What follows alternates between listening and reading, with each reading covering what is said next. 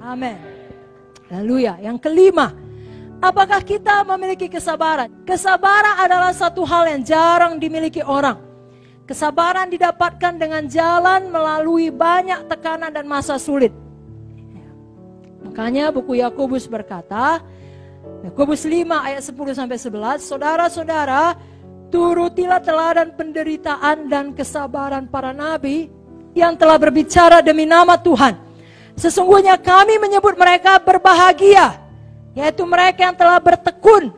Kamu yang telah mendengar tentang ketekunan Ayub, dan kamu telah tahu apa yang pada akhirnya disediakan Tuhan baginya, karena Tuhan Maha Penyayang dan penuh belas kasihan. Kalau buku Roma 5 ayat 3 lebih jelas lagi, kita malah bermegah dalam kesengsaraan kita, karena kita tahu bahwa kesengsaraan menimbulkan ketekunan. Nah, kesabaran kita, ketekunan kita itu harus ada, karena itu perlengkapan seorang hamba Tuhan. Saya bacakan 2 Korintus 12 ayat 12. Segala sesuatu yang membuktikan bahwa aku adalah seorang rasul telah dilakukan di tengah-tengah kamu dengan segala kesabaran, oleh tanda-tanda, mujizat-mujizat dan kuasa-kuasa. Ini adalah satu kualitas roh yang terlihat dalam diri seseorang yang mau mempertimbangkan semua perkara dengan seksama, tidak tergesa-gesa menarik kesimpulan atau lekas menghakimi. Kita tidak mau demikian. Mari kita miliki Zoe. Kita miliki kesabarannya Tuhan.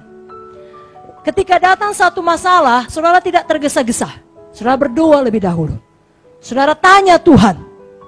Amin, saudara. Dan saudara tidak pernah mencari jalan pintas, apalagi yang melawan hukum. Saudara tidak pernah membuat keputusan yang kompromi akan dosa. Kalau kita baca perjanjian baru, kita akan melihat kehidupan Paulus ya secara khusus. Sebenarnya sangat berat. Tapi apa yang dikatakannya mengenai hal itu? Izinkan saya baca 2 Korintus 4 ayat 17-18. Di sini dikatakan, sebab penderitaan ringan. Mari sama-sama ucapkan, penderitaan ringan. Saya sambung, sebab penderitaan ringan yang sekarang ini mengerjakan bagi kami kemuliaan kekal yang melebihi segala-galanya, jauh lebih besar daripada penderitaan kami. Sebab kami tidak memperhatikan yang kelihatan, melainkan yang tidak kelihatan. Karena yang kelihatan adalah sementara, sedangkan yang tak kelihatan adalah kekal. Paulus mengalami banyak kesulitan, saudara. Banyak penderitaan.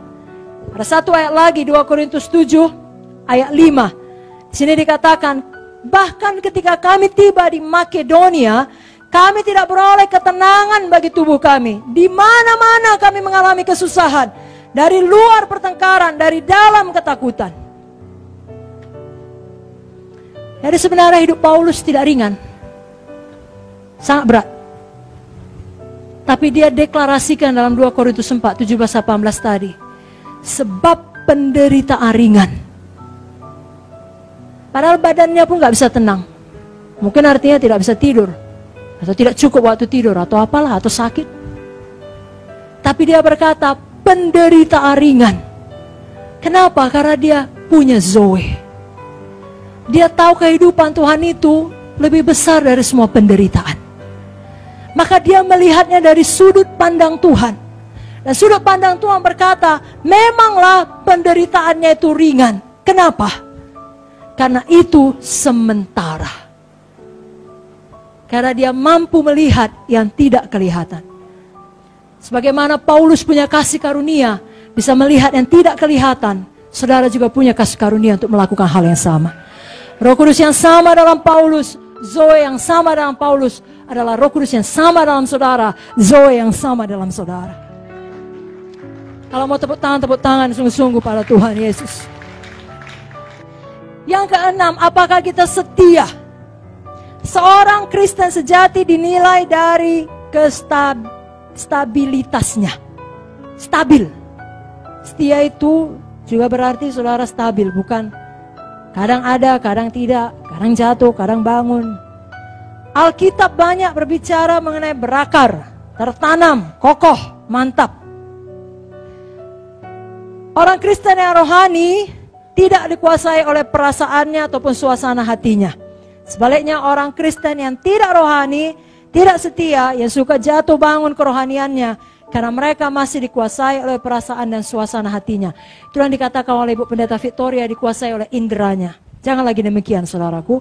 Kita dikuasai apa kata firman saja. Gak enak pun hati, firman berkata mengampuni, kasihilah musuhmu, kasihi musuh kita. Amin. Berkati katanya, berkati. Berdoa bagi yang menganiaya, berdoa. Kasih, ditampar pipi kiri, kasih pipi kanan, kasih. Diminta baju, kasih jubah, kasih, saudaraku. Amin, saudara. Saudaraku, kita tidak hanya setia pada saat yang menyenangkan, tapi dalam segala hal. Mazmur 78:37, hati mereka tidak tetap pada Dia, mereka tidak setia pada perjanjiannya. Jangan seperti bangsa Israel pada waktu ini dituliskan. Jangan kita menjadi hamba Tuhan yang oportunis, yang hanya mau mengambil keuntungan bagi diri kita. Kita tidak mau menjadi hamba Tuhan yang familiarity terhadap pemimpin dan mudah untuk digoyangkan. Itu semua adalah awal dari pemberontakan. Janganlah kita pelihara ketidaksetiaan seperti Joab. Akhir hidup Joab sangat menyedihkan. Padahal Joab sudah banyak berjasa bagi Daud. Buang semua bibit ketidaksetiaan, bibit kekecewaan, kritik dan pemberontakan. Bunuh, buang. Jangan disayangkan.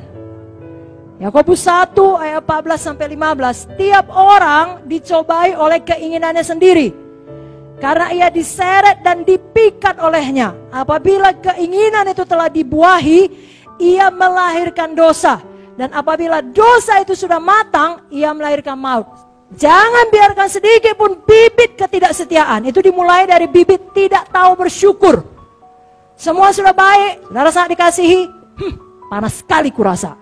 Saudara bisa temukan satu perkara yang tidak baik di antara semua yang baik.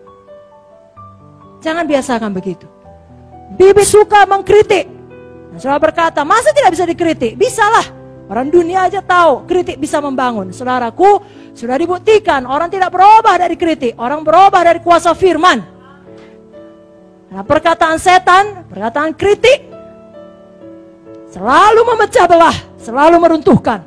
Pilihlah untuk berada di pihak yang berlawanan dari setan.